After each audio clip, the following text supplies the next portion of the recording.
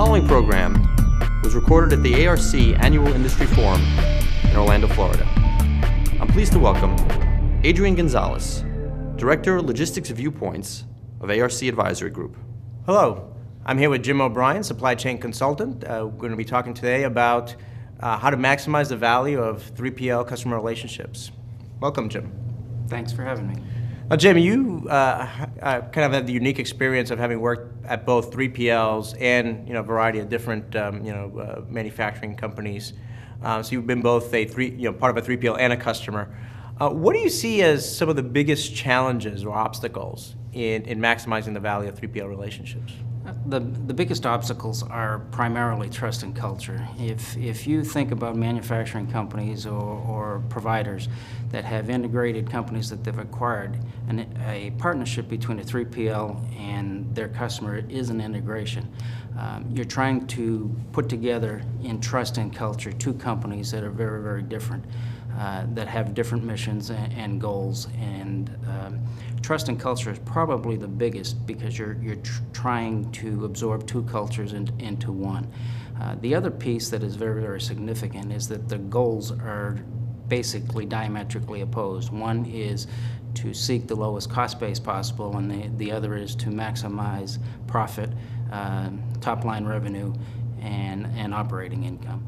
So it sounds like trust and culture are the two things you kind of highlighted. So that kind of implies that from a trust standpoint, that's something that obviously has to build over time as part of the relationship.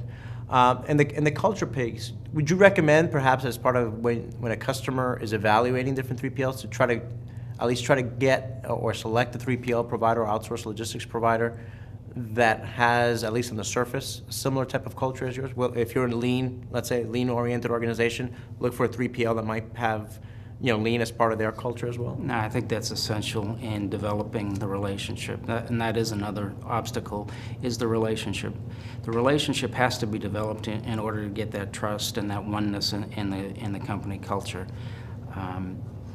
So yes, as part of the interview process, as part of the walkthrough of the organization, you need to feel that they have the same type of culture as you do. Now, how do you overcome these challenges? I mean, what are some of the things that 3PLs and customers can do to overcome some of these challenges? I think the biggest thing that has to happen is communication. I mean, communication is the foundation of trust. It's the foundation of culture. What happens in many companies is you have great communication, but it's electronic. Okay, you need to have an active 3PL presence in the company that's being supplied the service or the product. If they're not active at the executive level, if they're not demonstrating leadership, they're not going to be accepted, and that relationship isn't going to develop, and that culture isn't going to spread throughout the organization. So I would think that communication is not just communication of day-to-day operational things, but also communication from a more tactical or strategic standpoint in terms of the customer providing visibility and then having conversations with the 3PL around their strategy and what some of their longer-term objectives, and likewise having the 3PLs communicate perhaps on a more proactive basis how they might be able to participate or positively impact that strategy. I think so, and I think it has to be at the leadership level. And where I've seen the failures, having been on both sides, is that the 3PL needs a seat at the table on the executive team of the company that is purchasing the service. They need to understand that strategy. What happens is the strategy of the 3PL is communicated to the folks that execute their mission of the 3PL strategy, but the strategy of the company is not communicated. What are the goals? What are the objectives? What are we trying to accomplish? And what is our vision of what supply chain is? I think that, and we'll talk about it a little bit later, is what you have to get to is a virtual vertical integration. So what do you mean by that? Let's get to that now. What do you mean by virtual integration? One of the other things that is getting a lot of talk about today, besides performance-based outsourcing, is vertical integration. There's a move for many companies to take over that, so they have the reliability, they have the service, they have control of the operation. So in order to be a great provider, you have to provide a virtual vertical integration. You have to make yourself part of that company. And again, from the leadership level all the way down, it needs to be known to the tactical level of the execution within the DC or within the supply chain, if it's a supply chain collaboration service, something like that.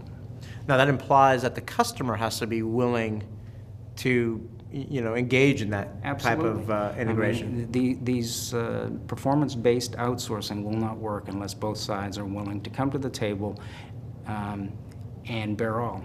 Right. There has to be complete transparency. We talk about transparency, we talk about collaboration. It has to be complete and throughout, and we have to be able to drive to the same goals. And without bearing all ugly warts and everything, we're not going to get there.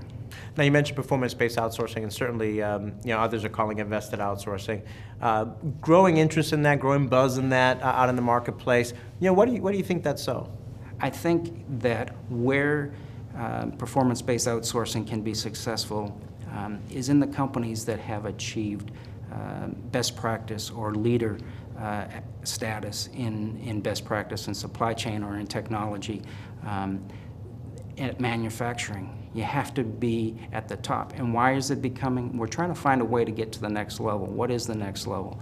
And performance-based outsourcing of aligning these goals and missions of the company may be the way to do it. And I think with a common culture and a common team-based, lean kind of thinking, this can be done.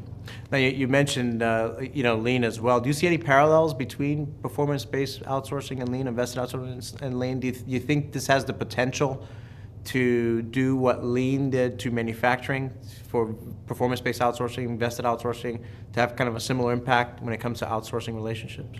I think that lean is a tool, and every situation is different. Depending on the situation, that tool can be applied. Performance-based outsourcing can follow the path of lean with the same amounts of successes and failures. Companies that weren't prepared to implement lean have as many failure stories about the implementation of lean and Six Sigma as we do success stories.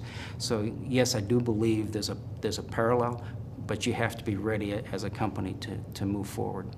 Great. Well, thank you, Jim. I appreciate your thoughts and insights on this topic of how to maximize the value of 3PL customer relationships. We've been talking with Jim O'Brien, supply chain consultant. Thank you very much.